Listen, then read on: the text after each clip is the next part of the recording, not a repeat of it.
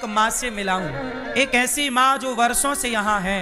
बेटे बड़े पढ़े लिखे हैं, बड़े योग्य हैं। 90 वर्ष से अधिक उम्र है मैया की। मैया कैसी हैं आप? ठीक, बहुत बढ़िया है। अच्छी हैं? ठीक है। स्वास्थ्य ठीक है? ठीक है। गौरी गोपाल में अच्छा लग रहा है यहाँ? बहुत अच्छा लग रहा है। यहाँ कोई तकलीफ तो नहीं आपको? नहीं, बिल्कुल नहीं। खुश हैं आप? और खूब खुश हैं।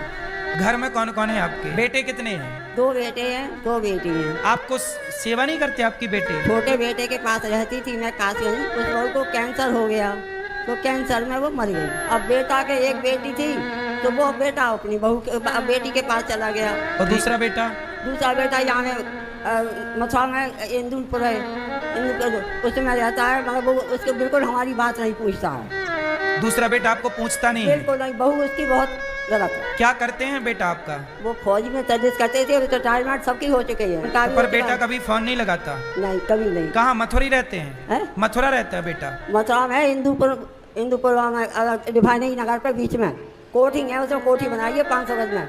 सब माल ले लिया, हमारा बना लिए, छुट्टी कर दी। अच्छा, पैसे आपसे ले लिए? सब ले लिए। इनका बेटा मथुरा में ही रहता है और मथुरा यहाँ से 12-15 किलोमीटर दूरी है। वृंदावन का बाजार ही मथुरा है बड़ा। मैया कभी बेटे ने फोन नहीं लगाया? लगाया। वहाँ मैं जब गई थी, छोटी बहू बीमार थी तो उसने कहा कि माँ तुम चली जाओ मथुरा, देखो वहाँ अगर गुजर हो जाए तो वहीं रहने के ना, कि मैं तो मेरी हालत ख़राब है, कोई पता नहीं है। तो मैं गई तो उसने मुझे 10-12 दिन मुश्किल से रह पाई, खाने पीने का बहुत परेशान थी। तो बेटा खाना पीना तक नहीं देता था? वो बेटा तो बिल्कुल बीवी का गुलाम है। देखिए, बेटे के पास थी तो बेटा खाने तक को नहीं देता था।